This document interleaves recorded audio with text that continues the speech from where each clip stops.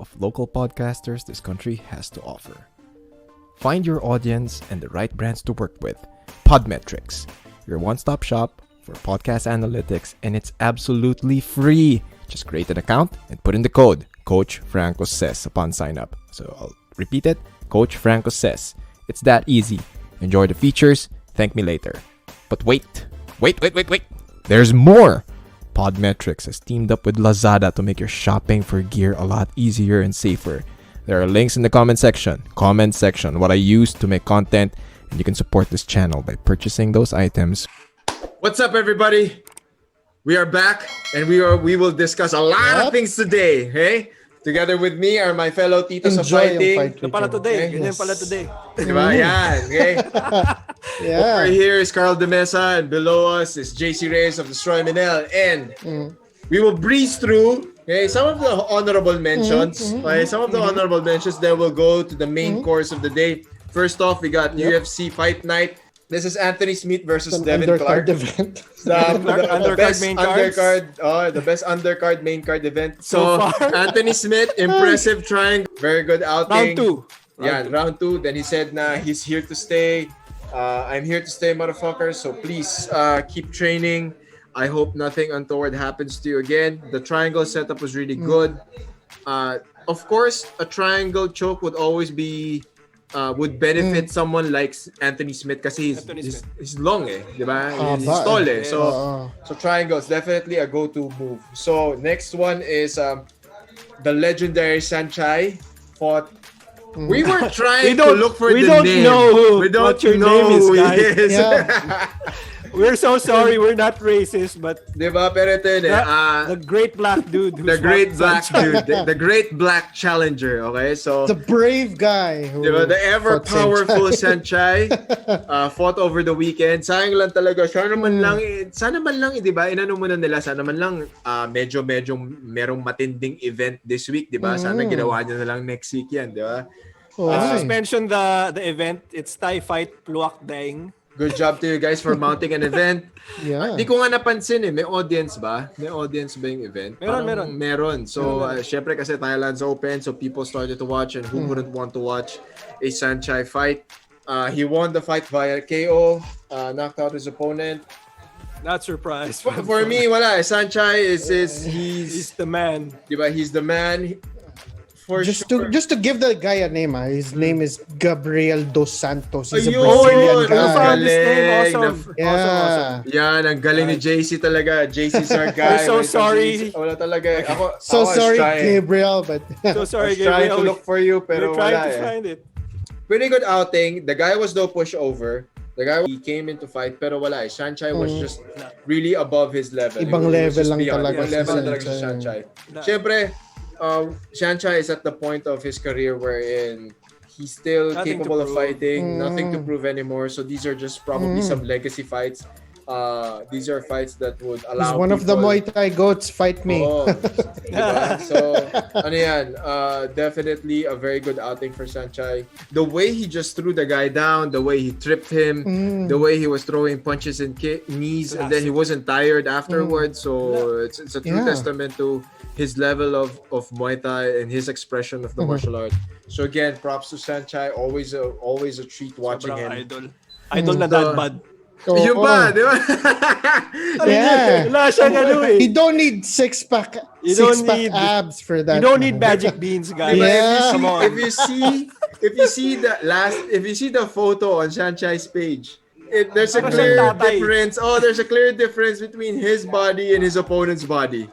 Pero he knocked out the guy. So, I mean, a clear indication of the level where he is in. Grabe. Saenchai, definitely. One of the goats. So, he looks like your harmless kapitbahay na nagwawalis sa umaga. Oo. Ganun lang. He's your ever reliable plantito. It's like na he can do some things guy like who's that pala. Driving yung nila, parang yung motor mga nila. Yung mga tuk-tuk nila. Tuk-tuk. Diba? Tapos biglang bababa sa gym, tapos upakan pala niya lahat ng tao. Parang like Saenchai it's funny because it's true, guys. Diba? He's the guy that would train people. He would spare a few hours to train himself. Then all of a sudden, all of a sudden, he will post a photo saying, can't wait to fight tomorrow. May laban siya. Sabi, diba? Ngayon medyo, now he finally learned how to build things up on his social media. So he probably posted something like Wednesday or Thursday. Pero still, Thursday, may laban ako. Diba, preparing for my fight Saturday. I'm like, what? May laban to? I'm like, you're posting usually ang social media is for comedy diba? The only thing I'm on social media sila ni Buakaw, diba? Yun. Pag nag-aasaran sila ni Buakaw, diba? Ay, diba, he's very comical. Then all of a sudden, you see Thursday, Friday, ready to fight on Saturday. Like, man, this guy. Yeah, so that's one thing that what we previously discussed last week, diba? Na there are people who are always ready to fight. There are people who are... Saenchai is one of those goats. Yeah. Wala kang masabi sa kanya. Kala mo nagko-comedy, umiinom-inom lang. Pero diba, he's one of the best examples na parang hindi porket hindi nagpo-post sa social media about training, hindi na nagtitraining. Yeah. You remember guys, dun sa isang Ultimate Fighter na si GSP yung coach, dinala niya si John Charles Carbowski. yung lasing na the French kickboxing champion. French kickboxing champion. Tapos linggo-linggo kasi lumalaban. Kaya inom lang. Tapos smelled like alcohol daw. The fighters were saying, he kind of smelled like he was drunk. He was kind of hungover. Parang he was drinking a lot of water. Tapos i-spar natin to. Tapos gulpi sila lahat. They underestimated him. Then he started kicking them. Then they all said, ang sakit daw ng shin. Sabi, his shin hurts. Parang Anthony Johnson was there. Anthony Caceres was there. Parang he threw leg kicks. He killed everyone. He killed everybody. Parang that guy can fight. He fought all of us drunk. Diba? Exactly. I love that episode, by the way. I love that episode. Tapos si John Danaher nandun pa, coach. Ano pa siya? May buhok pa siya. doon. May go-over pa siya. Diba? Speaking of John Danaher just posted on his Instagram. He moved to Puerto Rico. He's moving to Puerto Rico. Oh, my goodness. Diba? Yung meme nga dyan, diba, coach? Yung meme dyan, si Gordon Ryan. You must train in the gi. I'm moving to Puerto Rico. Puerto Rico, diba? Hindi ako mag-train ng gi. This is what happened. Wala pa sila explanation why they moved to Puerto Rico. Hindi kasi ito yun another factor is yung COVID situation is messing up the entire economy of the United States. It all has to do with taxation, local governments running their constituents. I guess it's cheaper to run a business in Puerto Rico. Hindi lang yun. Kaya kita mo, Joe Rogan from LA went to Texas. Yeah. To Texas, ano? Kasi cheaper tax, diba? Lower tax rates. Tapos, mahal talaga sa LA, diba? Bukod sa nagmahal, may balak pa nilang taasan. So, everyone was like, fuck this. Wow. I mean, most of the podcasters I know, si Joe Rogan, si Ben Shapiro, parang they all, Joey Diaz, parang Texas. They're all moving to different states. So now, with regards to New York, kasi Gordon Ryan lives in Jersey ba? Or bought a house somewhere, then sold it right away. Okay. They're near the Renzo Gracie Academy. So Renzo Gracie siya. Renzo Gracie's in New York. New York is slowly becoming a failed state. Ang gulo sa New York. It's becoming a place where mataas ang standard of living talaga masyado. Mahal na nga sa New York. Bukod sa mahal. Sobrang mahal sa New York. Mahal na nga sa New York. Tapos ngayon magulo pa. Parang I don't know kung may police presence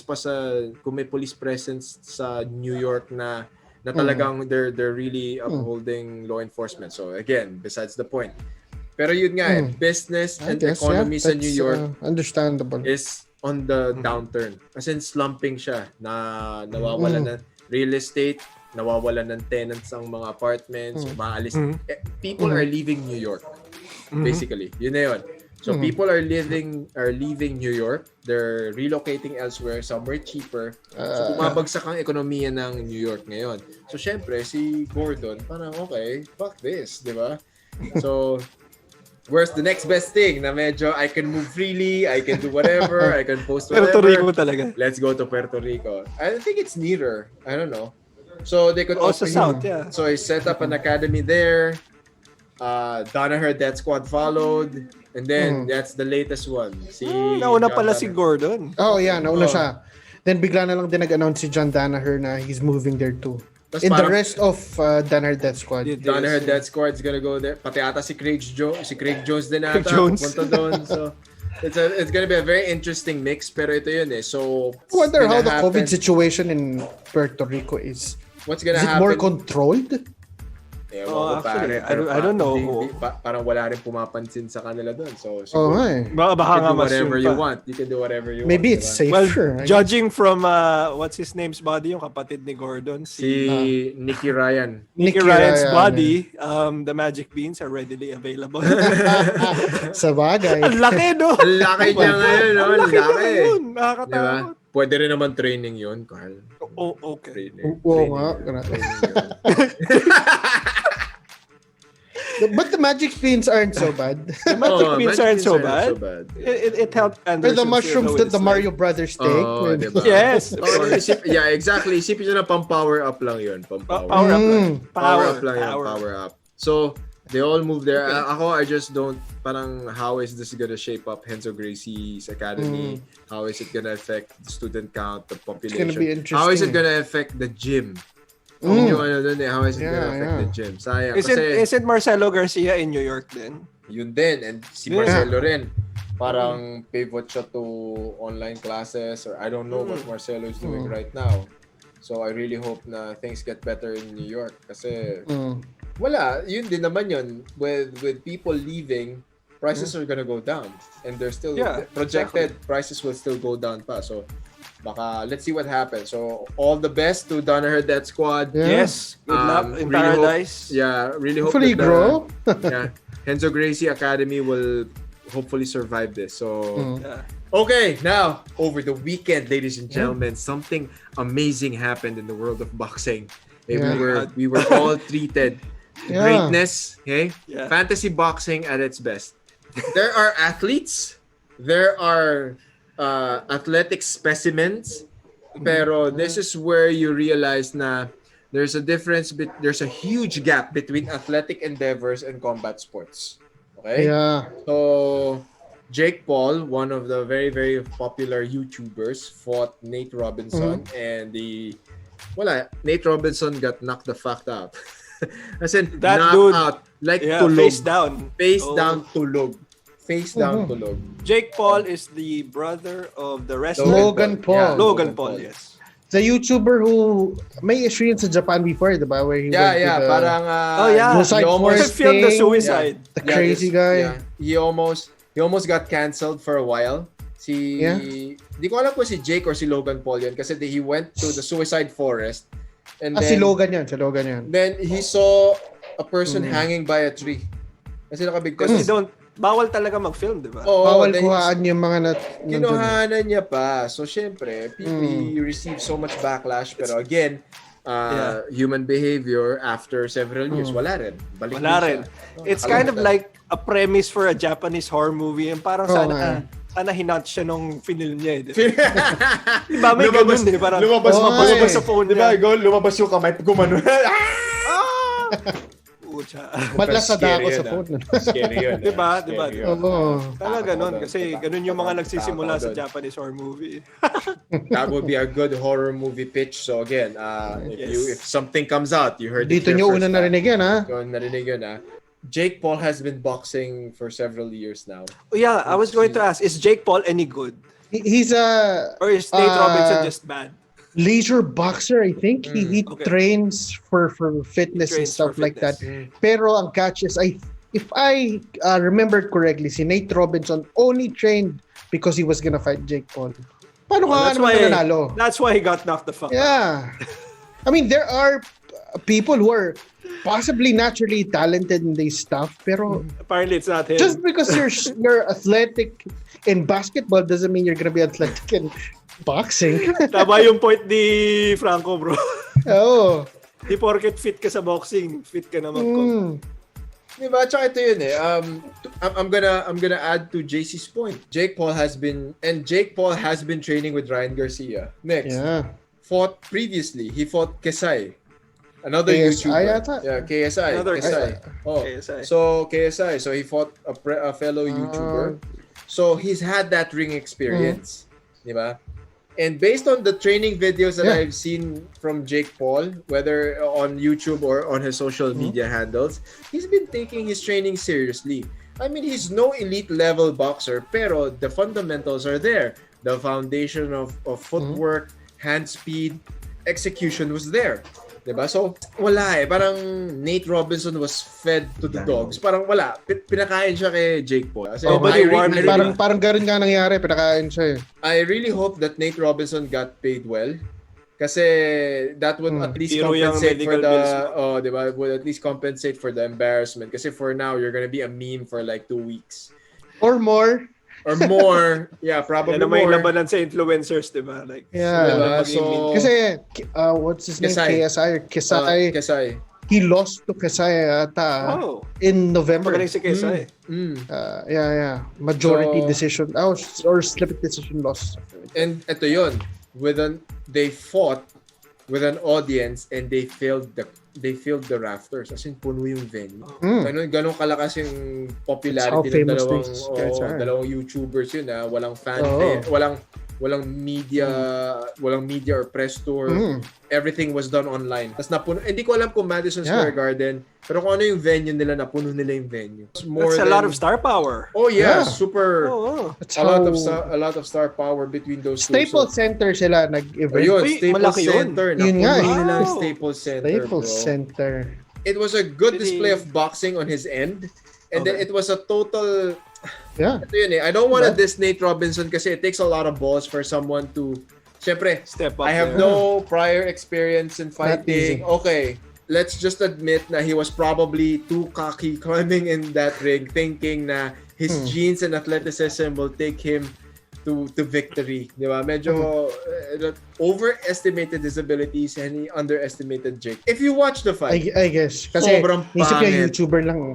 Di ba? Ikaw, JC, you've seen a lot of boxers. You saw how Nate Robinson was punching and he was moving, di ba? Oh, it's that bad. Talaga, yung kay Nate. Kasi I only saw the last few seconds. Like, the last 5 seconds. Yun lang, parang no match talaga siya eh. You'll see sa galaw niya, no match talaga siya. Kasi uncoordinated punching, terrible footwork. I really believe na he didn't really train much for this fight. Feeling ko somebody was to the coaching gym. Nag-mits lang yan. Heavy bags. Heavy bags. Kasi wala eh. Wala. Siguro very casual training. Casual training. Very much so. Meron. And then, parang pampapawis lang. Then here comes Jake Paul. Diba? Two bouts under his belt. Diba? 2 bouts under his belt. Kept training. Got better. He actually got better. And then he went for the kill. Yun. Went for the kill. You would actually think that these things parang they won't take it seriously kasi it's an exhibition event eh, 'di ba? Pero and there wasn't much beef between him and Nate Robinson. They weren't really talking trash. I was just a little bit iffy with the officiating. Kasi dapat yung referee, the first knockdown pa lang, when he gave the standing 8 count kay Nate Robinson, dapat nakikita mo na eh. Sa camera lang, kita mo, medyo lulugo-lugo pa yung... lang ba? Binibilangan pa dapat yun eh. Binibilangan niya si Nate Robinson. Ito lang, since for entertainment purposes, extend mo ng konti ng 5 seconds. Tignan mo talaga. Tapos you ask him, parang, are you still good to go? Kasi yung mukha ni Nate Robinson, parang warp pa siya eh. When they started engaging again, wala na. Talagang pagsuntok, kita mo bulagtang gano'n, tulog. Speaking of memes, I'll forward this to our chat room mamaya. May NBA logo. NBA, di ba? NBA logo. Yung NBA logo, si Nate Robinson, tulog. Never boxing again. That's never boxing again. And then after, so again, good job, Jake Paul. And then, what do you guys, Titos, what do you think of What did he call out? He started calling out Conor McGregor and Dylan Dennis. That's a personal death sentence. Death wish. Di ba may Pero Jorge pa tsaka Ben Askren? Ito yan. Seryoso? Si Ben Askren said yes. Yes, said yes. Ben said yes. I saw that on Ben Twitter. Askren Jake said Paul. yes to a boxing match. Sabi ni Si Ben parang, I can beat Ito yun, YouTuber, it's fine. Ben Askren can't punch for shit, So, I really hope he trains for this one. Ikaw yung bad fighter. boxing Ikaw yung, skills. Diba? Ikaw yung fighter, so dapat alam mo to. Luke So Rufus, fighter ka naman, Diba? So, please. Nga Diba? You don't have to wrestle. This Don't is not taint your an MMA legacy, fight. please, Ben. Yes. Don't do that. Pero syempre, if it's good money, It's already tainted as it is. Yeah, get that internet money, go for box. Kasi ito yun MMA fighters, there are some MMA fighters din naman kasi that think that they could go boxing. No. Totally different sport. Totally different endeavor. Okay? You train boxing, but yung mismong full boxing matches are different. Totally different. So again, this is gonna be interesting. Ben Askren versus Jake Paul. Yeah. I'm gonna watch that. Si Ben. I'm gonna watch that. Ewan ko, mukhang seryoso siya. Pero Sabi niya, there's another interesting there's another interesting matchup being put on the table. This NBA player named James Johnson. Okay. He's supposedly a 7-0 amateur MMA fighter. He's a supposed national karate champion sa US. Pamilya ng mga and 20-0 in kickboxing. Yeah. Who's he gonna fight? Yung titingnan is sa matchups kay Jake Paul. Ay, kasi NBA player gagante for another NBA player. Pero ang tangkad niya nun, Matangkad 6'7" ata. So hindi sila magka-weight class? Hindi sila magka-weight class for Probably more than 100 pounds heavier. Pero wala yun. Freak shows. Freak show yun. Pangit nun. I kind of like the Ben Askren fight. The Dylan Dennis boxing fight intrigues me as well. Actually, it's interesting, di ba? Parang yabang kasi ni Dylan. I mean, kasi Dylan din naman. Dylan can't really strike for shit. Kasi don't even talk about Conor. Don't even think about Conor. Conor's gonna knock you out. Come on. Kahit pa paano naging amateur boxer si Conor McGregor. So, tsaka malakas sumutok si Conor. Yeah. Knockout punch si Conor. At least si Dylan Dennis, I just wanna see him get knocked out. Yeah. Siya na lang. Everybody hates Dylan. Yeah. People are willing to pay to see Dylan. Money to see him. Tapos, not $50, pero you know. Pero ito yun Dylan Dennis would be the most profitable fight. Kasi Dylan Dennis, because a lot of people hate Dylan Dennis. He will hype up that fight. The level of trash talking that they can do. Then Gordon Ryan is gonna be in the mix. Gordon Ryan's gonna be in the mix kasi he hates Dylan Dennis. He hates Dylan. Yeah. So he's gonna put niya pa yung pera yan. He's gonna put money. Or Gordon Ryan versus Dylan Dennis in a boxing fight.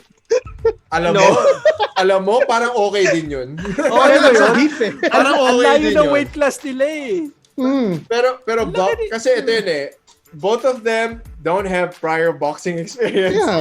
So it's gonna be interesting. Pero for sure, hindi pa payag si Gordon Ryan. Hindi pa payag si Gordon. Walang pera. Sana may pera. They get that internet money, di ba? They probably get that YouTube money. Pag maganda yung offer, why not, di ba? Why not? Di ba? Tapos, main event of the evening. This is what your titos of fighting have been talking. Hyping it up for months. Okay, Mike Tyson versus Roy Jones Jr. July natin sila unang diniscuss. Finally happened. Guys, what do you think? What are your thoughts? Carl? A deadly sparring match, meaning this is elite level sparring Only because they were old men, guys. Di ko gets yung mga nagko-complain. It's understandable. Diba? 50 plus na sila, guys. You have no idea how hard it is. Ilang taon na ako? Ilang taon na, coach? 36. Diba? 40 plus na ako. Like, every day it gets harder to recover. Imagine mo kung gaano kalaki si Tyson. I mean, si Roy Jones. Have you seen a 54-year-old guy box that fast? Move that fast? So yung peekaboo, yung I actually gave props to Roy Jones for fighting that way because he was very smart. But of course, I mean, I don't agree with the draw, but it was like very gentleman's decision nga daw sabi. Yeah, yun, tama yun. So sa akin naman, alam naman na natin from the start na it's an exhibition match. Lalo na if you've seen Mike Tyson and Roy Jones Jr. in the 90s, it's such a treat to watch them in the ring again after so many years. Nostalgia lang to, guys. Nung active pa sila before, lalo na nung active pa si Tyson, the idea of Roy Jones Jr. fighting Mike Tyson was ever put on the table. Such a treat. I mean, yung kung lalo na kung you've been a fan of both fighters for so long, tapos makita mo ulit sila na they're doing their signature moves in the ring again after a very long while. Sa usual boxing fights sa CCT, yes, mabagal sila pareho. But that's because they're old. They're two old guys fighting each other. I do not understand why people keep saying that it's not an exhibition match and it's a real boxing match. Pero because after the fight they were given belts, honorary belts for the exhibition. Pero I mean, it's for their age. Hindi na rin masama. Parang imagine you guys giving honorary belts to your dads. Parang ganun na lang. Ganun na lang. You were waiting for this. So, as a boxing fan, watching them go 8 rounds was an amazing thing to see. Kasi echoing what JC said, di ba? Who would have thought that there will come a time wherein we get to see Mike Tyson fight Roy Jones? Fantasy becoming reality. Number one, I had my doubts. I was a little bit skeptic especially when JC posted the rules. I go like, okay, this is gonna be a dignified sparring session. Pero still, the boxing. Let's go through the rules. No KO. Parang no KOs. If 2 minute, 8 rounds, 2 minutes each. 8 rounds. If there's a cut, we stop the fight. If you all notice, here's the thing: the ring was relatively smaller. Yeah, actually, the ring was relatively smaller. Number 2, it's a Anong JC? Half ring ba JC? Yeah, it's yung boxing ring na usually nakikita mo sa gyms when you train. Ganun lang yung size niya eh. So, a traditional boxing gym is probably 12 by 12 or 8 by 8. Parang ganun eh. Alam ko 12 by 12 eh. So, this one is probably 8 by 8. Much smaller in dimension. Really good at 51 and 54. Yeah. Oh, damn, yeah. You don't mess with those guys. Not bad. 54, may abs ka pa. Diba? Not bad for a bunch of 50-year-olds. Number 3, they finished the entire fight. They finished the fight. They finished the entire 8 rounds. Nobody had a heart attack. Diba? They were tired. They were probably exhausted. Pero, diba? Think of any 54-year-old who could go 8 rounds. So again, just what my fellow Carl and JC said. Ako this is just me. Diba? Whoever thinks na they underperformed, fuck you. Diba? Kayo gumawa nun. Kayo gumawa. No. Tingnan natin pag 54 na kayong kaya nyo pa yan. Next, I really thought that they were just gonna go sparring. I think they were trying to relive. I think they were each other out. Yun, parang they're trying to do that Rocky Balboa and Apollo Creed gym session na parang no judges, no referee, let's just go ding ding ding. Diba? They're trying to have their Rocky moment. Pero at the back of my head, I was like, it only takes one guy to punch seriously. To flick the switch on. They have to turn the switch on. Parang let's roll light. Oh, diba? Let's roll light. 2 minutes later. Diba? That didn't happen. They actually boxed. They actually fought. That made everything amazing for me. Roy Jones jabbed, threw straights, and then started clinching. Kasi he probably thought that he could take Iron Mike in the later rounds and start scoring from there. Mike Tyson was the aggressor from the early rounds until the finish. Just imagine the level of conditioning of Mike Tyson. The peekaboo was there. Parang mas conditioned siya kaysa kay Roy Jones. Mas conditioned and he's siya, older. Clearly. And he hasn't fought in like 15 years. Tama ba? 15 years. 2005 yung last fight niya. Di ba? And talo pa siya dun. And ito yun. Yun, exactly. He suffered some embarrassing losses along the way. Pero for this fight, we saw a very focused Mike Tyson. Di ba? Very focused. I mean, he wasn't gassing out. Di ba? And you saw the punches. Ang ganda ng mga... I love the way he was able to cut the angles. Roy Jones aside. And yung post-fight interview, diba? He said na he was really gunning for the body shots were there. Roy Jones said the body shots hurt. Then he said, no, but you took it like a man. I love the post-fight interview. Tawa kayong very memorable for me, bro, yung sabi may tinanong si Mike Tyson na did you feel pressure na parang to tarnish your legacy? Like maybe you didn't need to do that, or maybe you you wanted the pressure or something. Parang sabi niya, I didn't really think about it in terms of what a mindfuck. Hindi ko iniisip yun kasi parang just being in there was parang for me at my age was as an accomplishment in itself. And for me, that was a success. Sabi niya, like, oh nga, no, tama. Ganda. And here's the thing. Pero there's Go, JC, go. Yeah, there's actually an explanation kung bakit Mike Tyson felt all of that. After the fight, he announced that he smoked a joint before the fight. Mike Tyson being Secrets Mike Tyson. of the universe. Diba? He had the better painkillers. Diba? He was calm. Mellow. He was relaxed. Diba?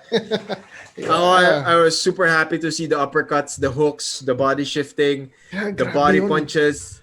I expected Roy Jones to clinch because pero I love the fact that at least in the last 2 to 3 rounds, Roy Jones started fighting. You could see the foot shuffling. He was throwing more jabs. He was actually lunging forward with his straights. Pero, the Roy Jones na classic diba? Classic Roy Jones. Pero again, it's all about enjoying the moment kasi. We have glimpses. We have highlight reels in our heads, in our memory. And this was just an appreciation match. Alam mo yun? For me, the boxing fan in me was so happy to see this. Mike Tyson said he wants to keep doing this.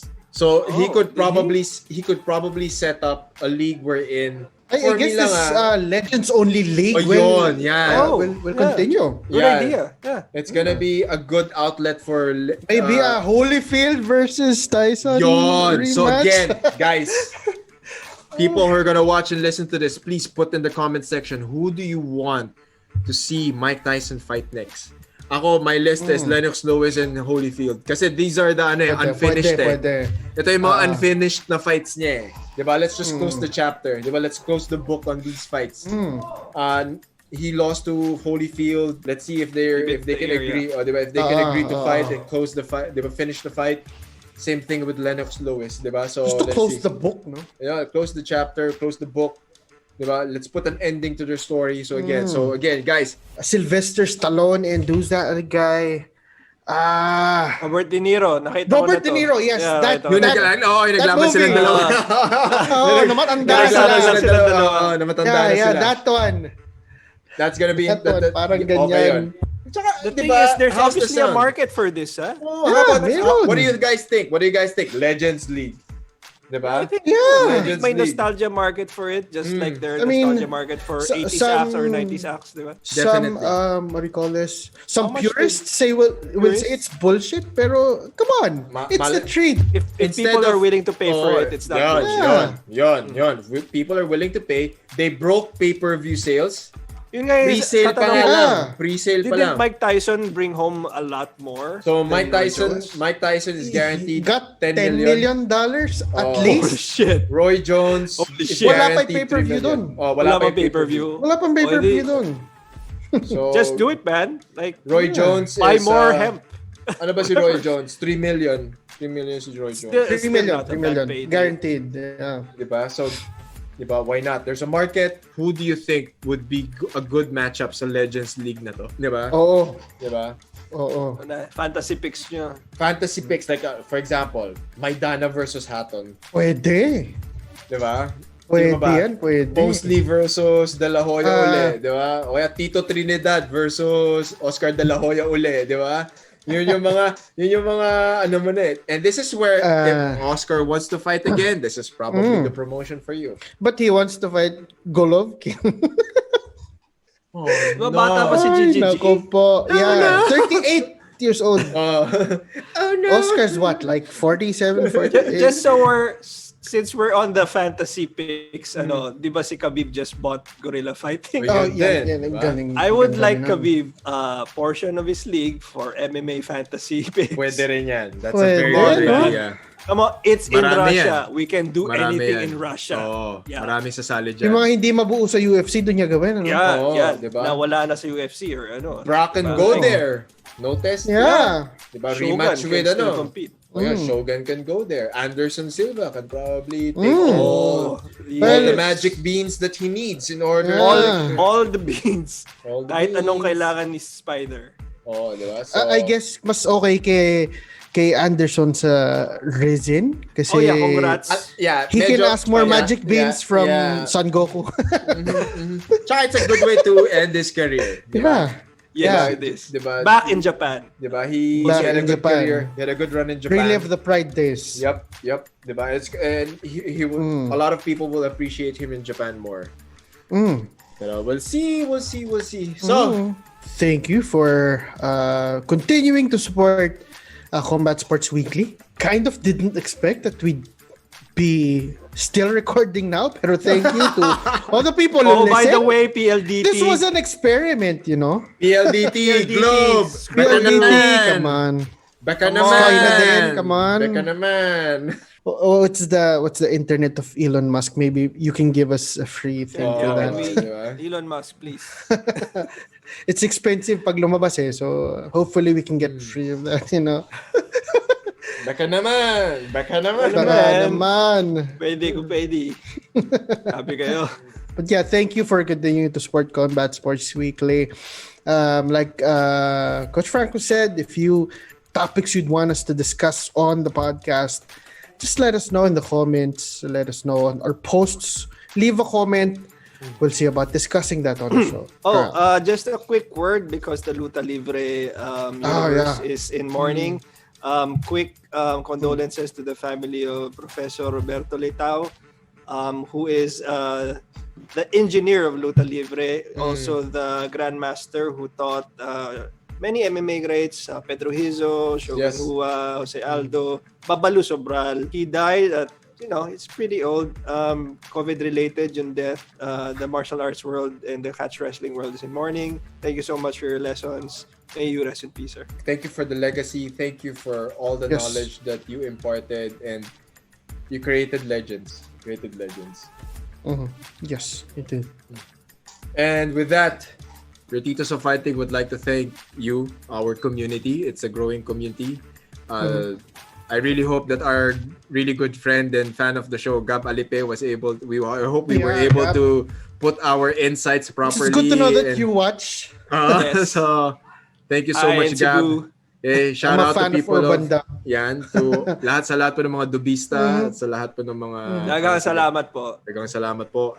Thank you to the martial arts community. Thank you to the fighting gods for allowing something like this to happen. So again, Combat Sports in the time of COVID. Combat Sports is thriving and paving the way for future events to happen. So any follow my page. It's Coach Franco Says, Coach Franco Rulloda on Facebook, my name on Instagram, and my YouTube is Coach Franco Says. Please follow Dstry MNL on all their social media platforms. They have amazing content there.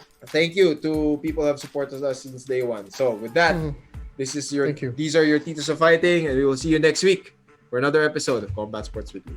Bye-bye. Coach Franco Says, we'd like to thank our partners for making this episode possible.